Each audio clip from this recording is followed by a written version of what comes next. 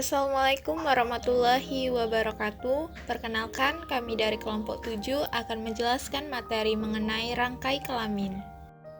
Assalamualaikum warahmatullahi wabarakatuh. Perkenalkan, nama saya Indah Monika, NIM 1810207007.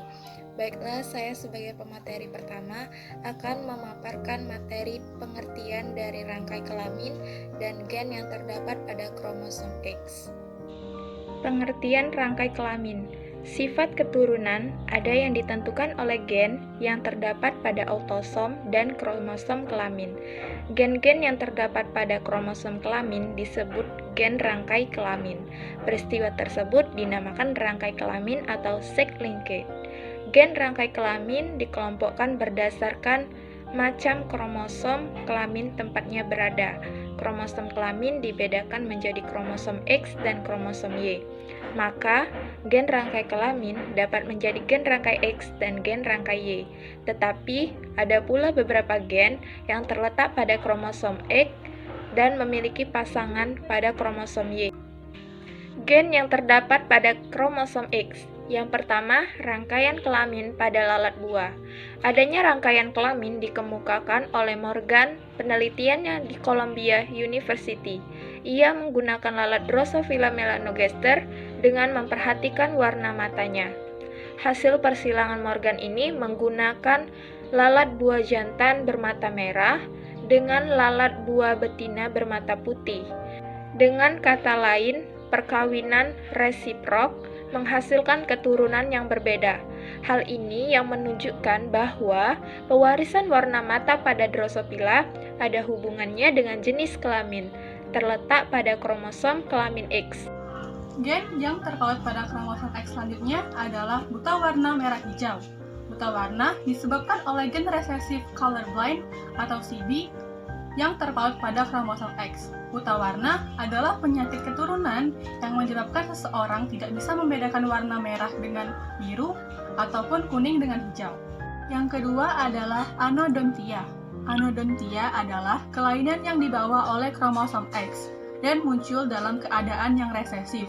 Kelainan ini menyebabkan penderita tidak bisa memiliki gigi atau ompong.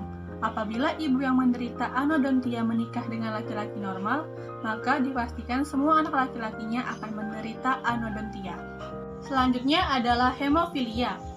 Penyakit ini dikendalikan oleh gen resesif H kecil yang terpaut pada kromosom X. Hemofilia adalah penyakit keturunan yang mengakibatkan darah seseorang sukar membeku. Penderita hemofilia, jika terluka, darahnya akan membeku sekitar 50 menit hingga 2 jam. Hal ini akan mengakibatkan penderita kehilangan banyak darah hingga mengakibatkan kematian. Contoh dari silsilah penyakit ini adalah pada keluarga kerajaan Eropa. Ratu Victoria dari Inggris menderita hemofilia. Materi gen yang terpaut pada kromosom X selanjutnya adalah rangkaian kelamin pada hewan menyusui. Telah diketahui bahwa penentuan jenis kelamin pada binatang menyusui adalah tipe XY. Binatang betina adalah XX, sedangkan binatang jantan adalah XY. Contoh yang dapat diikuti adalah seperti berikut. Perkawinan antara kucing jantan berwarna hitam dengan kucing betina berwarna kuning akan menghasilkan anak kucing berwarna belang 3. Kuning, hitam, dan putih, atau juga disebut dengan kucing kaliko. Dan kucing jantan berwarna kuning. Oleh karena itu, kucing kaliko itu adalah heterozigot. Maka pada umumnya ia memiliki kelamin betina. Sedangkan kucing jantan tidak mungkin heterozigot sebab hanya memiliki kromosom X saja. Baiklah, saya Miftah Amaria Wulandari, NIM 1810207014 akan menjelaskan mengenai rangkaian kelamin pada ayam.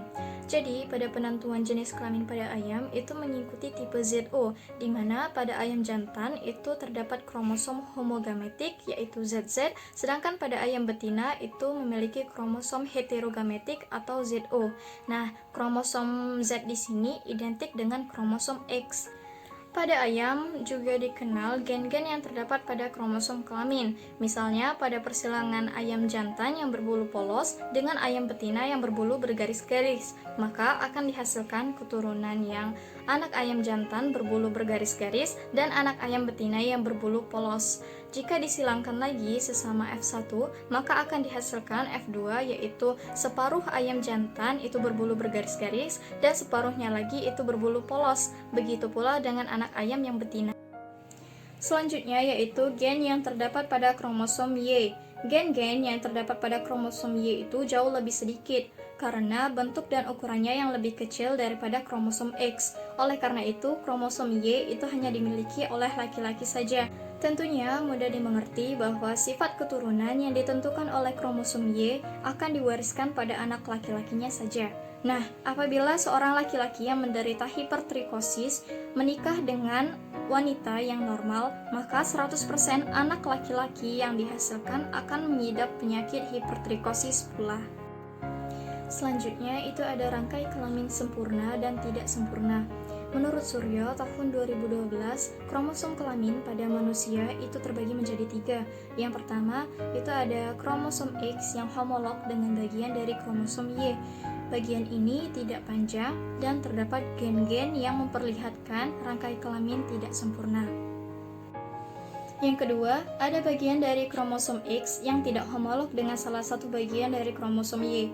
Bagian ini berukuran sangat panjang dan terletak gen-gen yang memperlihatkan rangkai kelamin sempurna, yaitu gen-gen yang lazim menunjukkan sifat kelamin. Terakhir, ada bagian dari kromosom Y yang tidak homolog dengan salah satu bagian dari kromosom X. Bagian ini berukuran sangat kecil sekali dan terletak gen-gen yang disebut dengan gen-gen rangkai Y atau disebut juga dengan gen Hollandrick.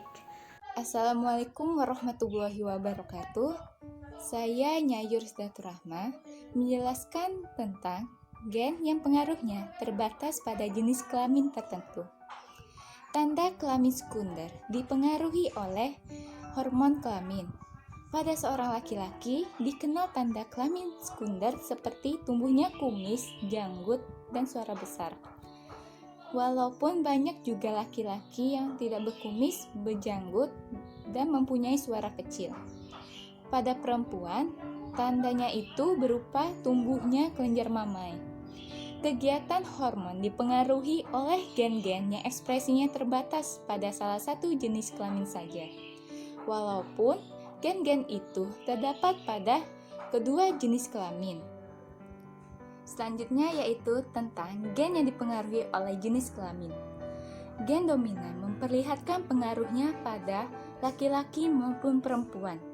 Baru dalam keadaan homozigot resesif, pengaruh dominan tidak akan menampakkan dirinya dalam fenotip. Beberapa contoh dapat diberikan yaitu pertama, kepala botak. Kepala botak ini bukan akibat penyakit atau kekurangan gizi dalam makanan, akan tetapi benar-benar keturunan. Walaupun lazimnya kepala botak terdapat pada laki-laki, namun sekali-sekali dapat dilihat adanya perempuan dengan berkepala botak.